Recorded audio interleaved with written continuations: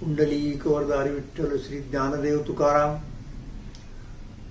पुणे विद्यापीठाच्या संत ज्ञानेश्वर, संत नामदेव आणि संत तुकाराम या तिन्ही संत अध्यासनांच्या वतीनं आपणाला अभिवादन आणि स्वागत या कार्यक्रमासाठी। आपण यावेळेला तुकाराम बीज म्हणजे फाल्गुन वद्य द्वितीया आणि एकनाथ षष्ठी फाल्गुन वद्य षष्ठी हा जो कालावधी आहे की तुकोबांचं वैकुंठगमन आणि एकनाथ महाराजांची समाधी यांच्या दरम्यान आपण काही एक चर्चा करूयात संतांच्या संबंधानं। कारण एकनाथ महाराज त्यांचा एका बाजूला ज्ञानेश्वर महाराजांची संबंध आहे, तुकाराम महाराजांची संबंध आहे आणि अर्थात नामदेव महाराजांच्या संदर्भात, जनाबाईंच्या संदर्भात सुद्धा एकनाथांनी अनेक ठिकाणी वेगवेगळे उद्गार काढलेले असल्यामुळे त्यांच्याशीही संबंध आहे। त्यामुळे आपण तुकोबा आणि एकनाथ अशा या दोन महापुरुषांच्या संदर्भामध्ये काही एक चर्चा करायचं आयोजित होतं आणि आज नेमकी एकनाथ षष्ठी आहे। आज एकनाथ महाराजांनी पैठण येथे जलसमाधी घेतली। तो दिवस पैठणला खूप मोठ्या प्रमाणावरती साजरा केला जातो। महाराष्ट्रातले अनेक फड, अनेक दिंड्या त्या ठिकाणी येतात आणि कीर्तन, प्रवचन, भजन, जागर हे सगळे कार्यक्रम खूप उत्साहाने पार पडतात। तर एकनाथांचं एक वैशिष्ट्यपूर्ण स्थान आहे। वैशिष्ट्यपूर्ण स्थान म्हणजे संतांच्या सगळ्या प्रभावळीमध्ये आपल्याला कल्पना आहे की ज्ञानेश्वर महाराजांनी ज्ञानेश्वरी लिहिली, भगवद्गीतेवरचं भाष्य आणि अनेक अभंग लिहिले। नंतर एकनाथ महाराजांनी सुद्धा त्याच पद्धतीनं एक भाष्य लिहिलं। ज्ञानेश्वर महाराजांचं भाष्य आहे भगवद्गीतेवरचं भाष्य। एकनाथ महाराजांनी भाष्य लिहिलं ते भागवतावरती लिहिलं, म्हणजे भागवताच्या 11व्या स्कंदावरती। आणि ते लिहिण्याची गरज का होती? ते लिहिण्याची गरज अशी होती की जसं भगवान श्रीकृष्णानं एकदा आपल्या आयुष्यामध्ये उपदेश केला अर्जुनाला की जो भगवद्गीता या नावाने विख्यात झाला, तसाच उपदेश श्रीकृष्णाने उद्धवाला सुद्धा केला। उद्धव हा श्रीकृष्णाचा चुलत भाऊ, जसं अर्जुन हा आतेभाऊ, लक्षात घ्या। तर अशा या दोन भावंडांना त्याने केलेला उपदेश आहे। तर त्यातला एक उपदेश मराठीमध्ये आला ज्ञानेश्वर महाराजांच्यामुळे, दुसरा उपदेश जोपर्यंत येत नाही तोपर्यंत ते युनिट ज्याला म्हणतो आपण ते पूर्ण झालं नसतं। तर काम एकनाथांनी केलं आणि एकनाथांनी यात म्हणजे एकादश स्कंद भागवताचा त्याच्यावरती मराठीमध्ये भाष्य लिहिलं। आणि असं म्हटलं जातं की ते भाष्य लिहिताना त्यांना काही संस्कृतच्या अभिमानी लोकांनी, पंडितांनी थोडाफार त्रास दिला। तर ती जी ओवी आहे प्रसिद्ध की संस्कृत भाषा देवे केली, प्राकृत काही चोरापासून झाली, ही ओवी कदाचित त्यांनाच अनुलक्षून त्यांनी कदाचित केली असावी। आणि असंही म्हटलं जातं की तिकडे भागवताच्या लिखाणाची समाप्ती किंवा परिसमाप्ती त्यांनी तिकडे काशीला जाऊन केली या सगळ्या पंडितांच्या मेळाव्यामध्ये आणि त्यांच्याकडून सुद्धा एक हवा मिळवली, प्रशंसा मिळवली।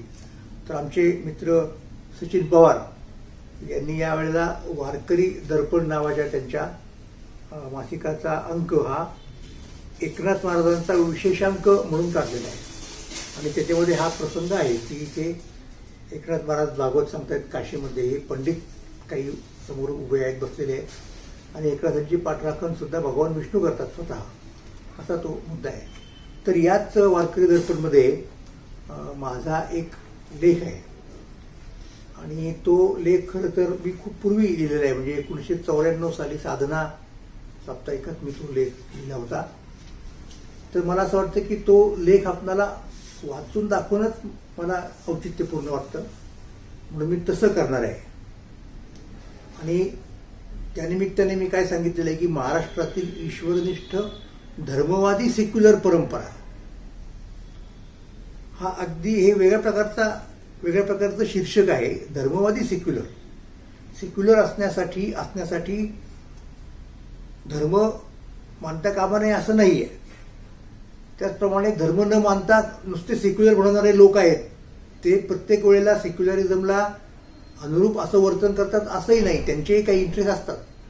तर त्या सगळ्या गोष्टींचा परामर्श मी विशेष करून एकनाथांच्या आणि कबीरांच्या संदर्भात घेतलेला आहे। असं आहे तो लेख पुढे.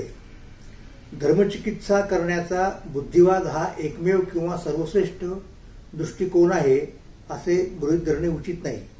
धर्माच्या चौकटीत राहून करण्यात आलेली धर्मचिकित्सा कशी प्रभावी असू शकते व तिच्या आवाहनाचा परिणाम धार्मिकांवर होऊ शकतो हे दाखवतोय आपण. धर्म न मानणारे लोक कितीही प्रामाणिक असले तरी धार्मिकांनी त्याकडे दुर्लक्ष करणे किंवा त्यांना शत्रू मानून विरोध करणे या दोन्ही प्रतिक्रिया संभवतात. धर्मावर धार्मिकांनी केलेल्या टीकेच्या बाबतीत असे करणे अडचणीचे ठरते. महाराष्ट्रातील संत एकनाथ महाराज हे एक श्रेष्ठ प्रतीचे धार्मिक धर्मटीकाकार होते. धार्मिक धर्मटीकाकार लक्षात घ्या. त्यांनी धर्मसंस्थेची आणि विशिष्ट धर्मांची सडेतोड समीक्षा केलेली आहे. तिची ओळख आपल्याला करून घ्यायची आहे. आणि ही ओळख करून घेताना आपण आणखीन एका अलीकडच्या काळातील साधूंचा आश्रय घेणार आहोत आणि ते म्हणजे पुण्यामधले प्रसिद्ध असलेले जंगली महाराज. जंगली महाराज रोड आपल्याला कल्पना आहे, रस्ता त्याला पुष्कळ लोक अलीकडच्या काळातले तरुण मुलं वगैरे जयम रोड असं म्हणतात, पण ते जंगली महाराजांचं आहे. तर एकनाथ महाराजांनी 400 वर्षापूर्वी ही चिकित्सा केली. तिचा नंतरच्या काळाशी संबंध काय अशी शंका कोणी उपस्थित करील. या संदर्भात एका ऐतिहासिक वस्तुस्थितीची नोंद करणे आवश्यक आहे. 19व्या शतकात महाराष्ट्राचा महाराष्ट्राचा धर्मविचार झाला त्यावर एकनाथांची मोठी छाप आहे. न्यायमूर्ती महादेव गोविंद रानडे यांनी एकनाथ महाराजांच्या भागवत धर्मावर व्याख्याने दिली. या सर्वज्ञात बाबीचा येथे फक्त उल्लेख करतो. भागवत धर्म ही कर्मकांड प्रधान व जातीग्रस्त ब्राह्मणी धर्माची समीक्षाच आहे अशी न्यायमूर्तींची धारणा आहे. अर्थात रानडे हे इतिहास लेखनाच्या मुख्य प्रवाहाचे महत्वाचा भाग होऊन केव्हाच बसले आहेत. त्यात सहसा अवतीर्ण न होणाऱ्या एका सत्पुरुषाने एकनाथी चिकित्सेचा मोठ्या प्रमाणावर उपयोग करून घेतला आहे. त्याचे नाव जंगली महाराज. जंगली महाराज 1869 साली पुण्यात, आत्ताचं शिवाजीनगर, त्या काळात भांबुर्ड असं म्हणायचे, इथे आले. तत्पूर्वी कित्येक वर्ष त्यांचा मुक्काम देहूगावी होता. जंगली महाराज तुकोबांचे चाहते व भक्त होते. देहूमध्ये त्यांनी रस्ते बांधणी, धर्मशाळा, वृक्षारोपण, घाट आणि मंदिराची उभारण्याची कामे केली. त्यांच्या विवेचनात व मांडणीत जातीभेदादी सामाजिक समस्यांचाही विचार असे. कदाचित ही बाब पारंपरिक वारकऱ्यांना पुरेशी रुचली नसणे शक्य आहे. वारकऱ्यांना चमत्कार प्रधान सिद्धींचा तिटकारा असतो. जंगली महाराजांना सिद्धी वश असण्याचा प्रभाव होता. पुण्यात आल्यानंतर महात्मा ज्योतिराव फुले, कृष्णराव भालेकर अशी मंडळी जंगली महाराजांच्या सहवासामध्ये आली. भालेकर हे भांबुर्ड्याचेच माळी समाजातील तरुण असून पिढीजात वारकरी होते. त्यांनी जंगली महाराजांच्याकडून माळ घालून त्यांचे शिष्यत्व पत्करले. वारकरी असल्यामुळे स्वाभाविक कृष्णरावांना भजन करता येणे स्वाभाविक होते. भांबुर्ड्याच्या विठ्ठल मंदिरातील भजनी मेळ्याचे ते आधारस्तंभ होते. जंगली महाराजांच्या सहवासात सामाजिक बाबींचा कल होत असे. त्याची परिणती भालेकरांनी सामाजिक व विशेषतः ब्राह्मण्य विरोधी आशयाचे अभंग रचून ते भजनात सामुदायिकरित्या गाण्यात झाली आणि वारकरी भांबुर्ड्याचे विठ्ठल मंदिर सत्यशोधकांचे केंद्र बनले. तेथील वारकरी जातीभेद आणि ब्राह्मण्य यांच्यावरती हल्ला करणारी भजने करीत पुण्यातील पेठापेठातून दिंड्या काढू लागली. अशी भजनं करत दिंड्या काढू लागली. स्वतः महात्मा फुल्यांच्या विचारांच्यावर जंगली महाराजांचा प्रभाव पडला. सामाजिक आशयाबरोबर जंगली महाराजांची अभंग निवडण्याची व म्हणण्याची एक विशिष्ट शैली होती. त्यांना सुफी पंथाची पार्श्वभूमी लाभली असल्यामुळे हिंदी भाषेतील कबीर, कमाल आणि एकनाथ महाराज यांच्या रचना ते म्हणत. या रचना धर्माची समीक्षा करणाऱ्या होत्या. म्हणून तर मी धर्मनिष्ठ धर्माचे टीकाकार असं म्हणतो. महात्मा फुल्यांनी ब्राह्मण्याविरुद्ध एक तुंबडी रचली आहे. ती जंगली महाराजांची भजने ऐकूनच, हे वेगळे सांगायला नको, कारण तिथे आजही त्या प्रकारची तुंबडी म्हटली जाते. विशेष म्हणजे जंगली महाराजांनी स्थापलेले भजनी मंडळ शिवाजीनगरात आजही चालू असून महाराज गात असलेली बहुतेक भजने त्याच पद्धतीने गात असते. हे भजनी मंडळ महाराजांच्या पश्चात त्यांच्या प्रमुख शिष्या रखमाबाई गाडगीळ यांनी त्यांची गादी चालवली होती. बाई ब्राह्मण होत्या. यावरून महाराज जाती आणि लिंगभाव यांना ओलांडून पुढे गेले होते हे लक्ष द्यावे. जंगली महाराज भजनी मंडळाने महाराजांच्या परंपरेतील भजनी मालिका प्रसिद्ध केली आहे. तिचा अभ्यास केला असता महाराज व त्यांचे भजनी अनुयायी एकनाथ महाराजांच्या कोणत्या रचनांचा उपयोग करीत हे समजून येते. एकनाथांची धर्मचिकित्सा प्रत्यक्ष वास्तवातही कशी प्रभावी ठरत होते ही लक्षात येते. एकनाथांच्या अनेक रचना भारुड या नावाने ओळखल्या जातात. भारुड म्हणजे केवळ गाण्याची अथवा म्हणण्याची चीज नसून प्रत्यक्ष सादरीकरणाची बाब असते. भारुडांचे प्रयोग आजही होत असतात. पथनाट्यासारखा काहीसा हा प्रकार असतो. कर्मणूक आणि प्रबोधन या दोन्ही गोष्टी त्यातून साधल्या जातात. जंगली महाराज ज्या पद्धतीने ही भारुडे सादर करायचे त्यात स्वतः एकनाथ हे सूत्रधार समजले जाऊन भारुडातील संवाद नाट्यमयरित्या सादर केले जातात. सुदैवानं याचे जसेच्या तसे प्रतिबिंब भजनी मालिकेत पडले आहे. एकनाथांचे हिंदू तुर्क संवाद हे भारुड त्याचे उत्तम उदाहरण आहे. या भारुडाचे वैशिष्ट्य असे की त्यात एक हिंदू ब्राह्मण आणि मुसलमान यांचा संवाद, खरे तर वाद आणि संवाद एकनाथांनी गुंफला आहे. मुसलमान हिंदू धर्मावर विविध आक्षेप घेतो. हिंदू तशाच प्रकारचे आक्षेप इस्लाममध्ये घेताना शक्य असल्याचे दाखवतो. शेवटी दोघांनाही आपल्या भांडणाचे वैयर्थ समजते व ते एकमेकांना मिठी मारून दिलजमाई करतात असे या भारुडाचे स्वरूप आहे. आता हे संपूर्ण भारूड जंगली महाराज मंडळाने छापल्याप्रमाणे आपण खरं तर देऊ शकतो, पण इथे मी ते सांगत नाही. ते आपल्या एकनाथांच्या गाथेमध्ये वगैरे कुठेही सापडू शकतं. आता हा जो संवाद आहे म्हणजे दोघं एकमेकांच्या धर्मावरती आक्षेप घेतात आणि त्यांच्या लक्षात येतं की अरे धर्म जरी असला तरी त्याला काही परिपूर्ण म्हणायचं कारण नाही. धर्मात सुद्धा काही एक व्यंग असू शकतात. त्यामुळं आपण त्याच्या माध्यमातून भांडण न करता एकत्र यायला पाहिजे. आपण संवाद साधला पाहिजे. म्हणून ते एकमेकांना आलिंगन देऊन तो संवाद संपतो.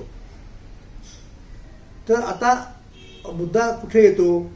मुद्दा असा येतो की वरील संवादाचा अर्थ समजणं फारसे अवघड नाही. तो जो संवाद मी दिलेला आहे त्याच्यामध्ये त्या संवादाचा अर्थ एकनाथ महाराजांनी इस्लामचा आणि इस्लामच्या व्यापक सेमेटिक चौकटीचा चांगला अभ्यास केला होता. विशेषतः कारण ते संपूर्ण त्यांच्या भोवती इस्लामी राजवट होती. निजामशाही अहमदनगरची तिथे होती आणि त्यामुळं हे सगळे लोक सगळं काय राज्यकारभार नंतर प्रशासन हे सगळं त्या पद्धतीने चालत असायचं. विशेषतः इस्लामचे तत्वज्ञान व आचारधर्म आणि सेमेटिक परंपरेतील पुराणकथा त्यांना आवडत होत्या. एकनाथांची तत्वज्ञाने अशा प्रकारे धर्माधर्मामधील सामंजस्य वाढून त्यांच्या संवाद प्रस्थापित करण्यासाठी एक उपयुक्त आहे. एकनाथ महाराजांची वैशिष्ट्य म्हणजे या संवाद सामंजस्यासाठी ते या दोन्ही धर्मांची गुळमुळीत तरफदारी करत नाहीत. म्हणजे पुष्कळदा सेक्युलरिझमचा अर्थ आपण सर्व धर्म समभाव लावतो. त्यावेळेला असं होतं अनेक वेळेला की दोन्ही धर्मांमधल्या चांगल्या चांगल्या गोष्टींची भलावण करत जायचं. तर तसं करत नाहीत आणि त्यांच्यातील मूलतत्ववादी प्रवृत्तींना प्रोत्साहन देत नाहीत. दोन्ही धर्मातील असं म्हणतो मी. आपल्या संविधानातील सेक्युलरिझम या तत्वाची ओढाताण करीत बुद्धिवाद्यांनी त्याचा धर्म उच्छेदक अर्थ लावला, लक्षात घ्या. व सर्वधर्म समभाववाद्यांनी शासनाने धर्मात काय म्हणतात त्याला हस्तक्षेप न करता सर्व धर्मांचे सारखे कौतुक व सारखे चोचले असा घेतला. हे दोन्ही अर्थ चुकीचे आहेत. त्यामुळे सर्व धर्मांच्या शासनाकडून असलेल्या अपेक्षा वाढल्या. एकीकडे शहाबानो प्रकरणात घटना दुरुस्ती करायची व दुसरीकडे बाबरी मशिदीचे ग्रुप उघडायचे अशी दुहेरी कसरत सुरू झाली. नमाजही हवा तर मग महाआरती का नको असे प्रश्न पुढे आले. दोन्हीही नकोत असे ठणकावून सांगणारे विचारवंत व शासक यांची वानवा त्या काळी प्रकर्षाने जाणवली.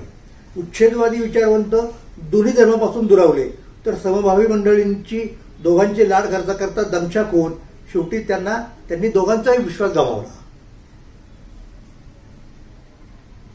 परिणाम म्हणून दोन्ही धर्मातल्या मूलतत्ववादी शक्ती बळावल्या व चेकाळल्या.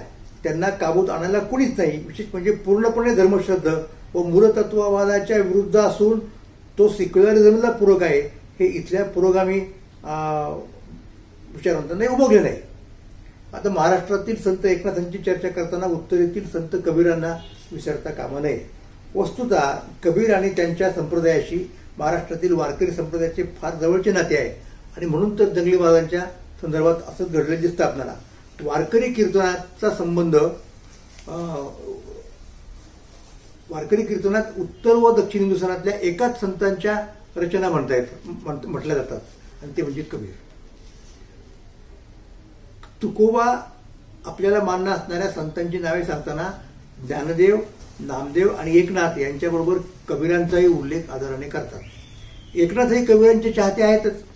कलियुगातील संत परंपरेत ज्ञानदेव, नामदेव, एकनाथ, कबीर आणि तुकाराम यांनाच वारकरी पूज्य मानतात. अशी नोंद 150 वर्षांपूर्वी लोकहितवादी गोपाळ हरी देशमुख यांनी केली. म्हणजे आता 250 म्हणू शकू आपण. व तशा आशयाचा प्रमाण अभंगही उद्धृत केला. विशेष म्हणजे हा व्यवहार एकतर्फी नाही. स्वतः कबीरांनाही विठ्ठल व पंढरी मान्य आहेत. भीमा के तट निकट पंढरपूर अजब क्षेत्र सुखदाई टाल बिना और मुदुंग बजावत संतन की बादशाही. हे कबीरांचं वचन आहे. म्हणजे तिथे संतांची बादशाही चालते असं कबीर म्हणतात. या व अशा अनेक कबीर वचनांचा समावेश जंगली महाराजांच्याच भजनी मालिकेत आहे. विशेष म्हणजे गेल्या शतकात, खरं तर आता गेल्या शतकात, कारण 1954चा लेख आहे माझा, म्हणजे 19व्या शतकात कबीरांची पालखी काशीहून पंढरपूरला येत असल्याची नोंद न्यायमूर्ती रानडे यांनी त्यांच्या एका व्याख्यानात केलेली आहे. ते व्याख्यान त्यांच्या धर्मपर व्याख्यानात समाविष्ट आहे. ही परंपरा निदान 1920 पर्यंत चालू होती. वस्तुतः उत्तरेतील कबीर आणि नानक यांचे प्रेरणास्थान महाराष्ट्रातील संत नामदेव आहेत. नामदेव आणि मुसलमान बादशाह यांच्यात गोहत्येवरून झालेल्या वादाबद्दलची एक रचना सुद्धा कबीरांच्या रचनांमध्ये सापडते. कबीरांनी पुरोहित आणि काझी यांच्यावरती केलेल्या विदारक टीकेचा एक नमुना जंगली महाराज पेश करतात. कसा आहे तो नमुना? हिंदू में तो बम्बन बडा, मुसलमान में काजी, राम रहीम दोनों एक है, नहीं समझे वो पाजी. कबीर कहे मैं कितना कहूँ, कोई सुनता नहीं मैं क्या करूँ. मुसलमान बनावे सुनता, हिंदू चुदावे काना, दोनों चोर मिल गए, बडे मस्त बेमान. म्हणजे कोणते त्या धर्मातील मूलतत्ववादी हे कबीरांना अपेक्षित आहे त्या ठिकाणी टीका करताना. कहत कबीर सुन भाई साधो, ऐसा लोको बाना सिद्धी, बात करके जाऊ तो सबसे बुरा माना. वगैरे.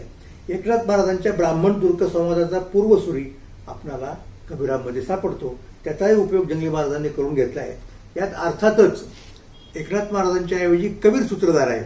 महाराष्ट्रामधील वारकरी हिंदू परंपरेची इस्लाम बरोबर सांगड घालण्याचा प्रयत्न कबीर आणि एकनाथ महाराज यांनी केला. कबीर म्हणतात, भीमा किनारे मुर्शद मौला, पीर पैगंबर खडा है, याद करो मौला की, विठ्ठल पीर पैगंबर की. ही वचने जंगली महाराज वापरतात. लक्षात घ्या. एकनाथ महाराजांच्या हापशी सिद्धी नावाच्या एका भारुडातील, सिद्धी म्हणजे हप्सान ज्याला म्हणतात मराठीमध्ये, ॲबिसिनिया इंग्रजीमध्ये, तर ते एक अशा प्रकारचे निग्रो होते की ज्यांनी इस्लामचा स्वीकार केला होता. त्यातले बरेचसे लोक इथे यायचे. इथे जेव्हा मुसलमानांची सत्ता होती तेव्हा अनेक लोक तसे तिथे यायचे आणि ते इथे सामान्य सैनिकाच्या पासून तर वरपर्यंत जाऊ शकायचे. म्हणजे मलिक अंबर हे त्यातलं फार महत्वाचं उदाहरण आहे. तो सिद्धी आहे. जंजिऱ्याला ज्याचा किल्ला, ज्याचं राज्य होतं परवापर्यंत, ते जंजिरेकर सिद्धी म्हणजे विशेषतः अरमारामध्ये त्यांचं एक महत्वाचं स्थान आणि काम असायचं. तर त्या हापसी सिद्धी नावाचं भारूड आहे. तर तो एक प्रकारचा फकीर म्हणूयात सिद्धी असलेला, आणि त्याच्यातील सिद्धी मुसलमान विठ्ठलाला म्हणजेच अल्लाला म्हणत त्याचे भजन करतो, विठ्ठलाला अल्ला म्हणत त्याचे भजन करतो असं एकनाथ दाखवतात. दुसऱ्या एकाचे ध्रुपद गोविंद मोहम्मद असे आहे. दुसऱ्या एका अशाच प्रकारचे भारुडाचे म्हणजे सिद्धी, हे भारूड हापसी सिद्धी. अशाच आणखी एका सिद्धीचा अंतर्भाव जंगली महाराजांनी केला आहे. इतकेच नव्हे तर वारकरी परंपरेत संत निवृत्तीनाथ आदिनाथ शंकराचे अवतार असल्यामुळे ते मानले जाते. तर काय करतात की एकनाथ महाराज काय करतात की आदिनाथ मधला आदी आणि सेमेटिक परंपरेमध्ये म्हणजे त्याच्यामध्ये इस्लाम पण आला, तो आदम मानला जातो पहिला माणूस. तर ते जणू काही याची ध्वनी साम्य आणि पहिले पण दोघांचं लक्षात घेऊन निवृत्तीनाथांना बाबा आदमचा अवतार म्हणतात. म्हणजे बाबा निवृत्ती तो बाबा आदम का पहाड में समाधी देख असा तो त्र्यंबकेश्वरचा उल्लेख करतात. तर महाराष्ट्रातल्या या समृद्ध वारशाची जाणीव वारकऱ्यांना पण नाही आणि पुरोगाम्यांना सुद्धा नाही. म्हणजे ईश्वरनिष्ठ धर्मवादी सेक्युलर नावाची गोष्ट असू शकते हे त्यांच्या लक्षात येत नाही, त्याच्यात त्यांना विसंगती वाटते. असो, तर संत नामदेव, कबीर, एकनाथ, तुकाराम आणि जंगली महाराज असा हा वारसा आहे.